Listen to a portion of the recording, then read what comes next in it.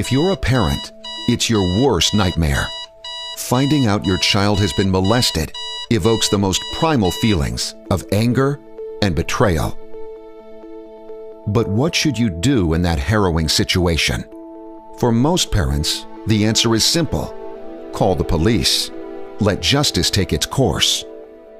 For Jehovah's Witness parents, however, it isn't always that simple.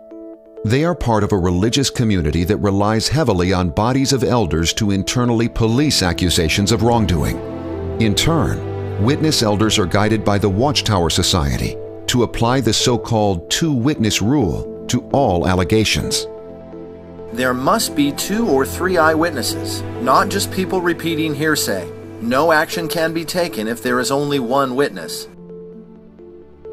If the accused continues to deny the accusation of the single witness and the wrongdoing is not established, the elders will leave matters in Jehovah's hands. This means that there must be 2 witnesses, either to the same incident or 2 similar incidents, for action to be taken. But when it comes to sexual abuse, there are seldom additional witnesses to the crime, and by the time a second child is molested, thus providing the needed second witness, it is already too late. Stephanie Hammond's personal story about this strange policy reveals how harmful this policy is for thousands of children. At 14 years of age, she was molested by one of Jehovah's Witnesses. 15 years later, Stephanie received a phone call from the man. How did he find her? When Stephanie found out that her mother had given the man her phone number, she was very upset and decided to call her mother immediately. Stephanie, calm down. I saw him at the last district convention, and he approached me. He told me how sorry he was for what he did to you all those years ago. He apologized to her? She wasn't even there. And when I told her about what he did to me, she essentially did nothing. She told the elders in the congregation and reported back that we should just leave it in Jehovah's hands. He would correct it. The man I saw before me that day was broken. He was plagued with guilt over what he had done. I felt moved to embrace him and tell him that I forgive him. And I think you should too. You what? You hugged him? You saw he was broken? What about your daughter? I was broken 15 years ago when he molested me and you did nothing. I went to the elders, Stephanie. It was your word against his.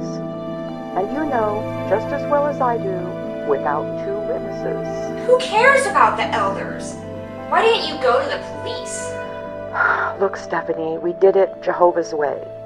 The elders handled it. Your child is a precious and priceless gift. Young ones rely on responsible adults to protect them from those who would do them harm, including sexual predators. Instead, the leaders of the Watchtower Society, in effect, protect pedophiles with their policies related to child sexual abuse, thereby enabling them and putting other children in harm's way. If the Watchtower Society and Jehovah's Witnesses really care for the welfare and security of children, here are some legitimate expectations they should comply with. Inform members of the congregation that an accused pedophile is in their midst.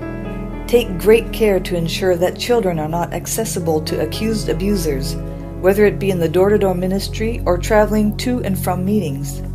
Immediately report any molestation to authorities, regardless of whether or not it is legal obligation in the state or country. Keep abusers out of reach of position of trust and authority within the congregation permanently. What can you do on a personal level?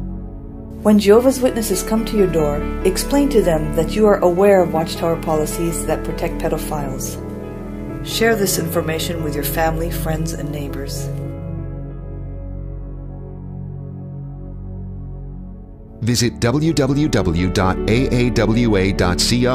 to find out how you can protect children from other abuses committed under the protection of so-called religious beliefs and practices.